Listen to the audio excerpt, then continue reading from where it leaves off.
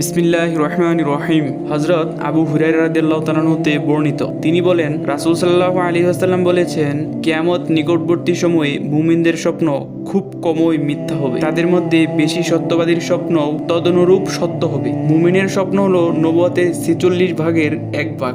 আর স্বপ্ন ৩ প্রকার। ১, ভালো স্বপ্ন হলো আল্লাহর নিকট হতে সুসংবাদ স্বরূপ। ২, আরেক প্রকার স্বপ্ন হলো শয়তানের নিকট হতে মুমিনের জন্য দুশ্চিন্তা স্বরূপ। ৩, আরেক প্রকার স্বপ্ন হলো মানুষের মনের চিন্তা ভাবনা, যা সে চিন্তা করে তাই সে দেখে। অতএব তোমাদের কেউ যদি অপছন্দনীয় কোনো স্বপ্ন দেখে, তাহলে সে যেন ঘুম থেকে উঠে ৩ বার বাম দিকে থুতু নিক্ষেপ করে এবং তার লোকের নিকট না বলে।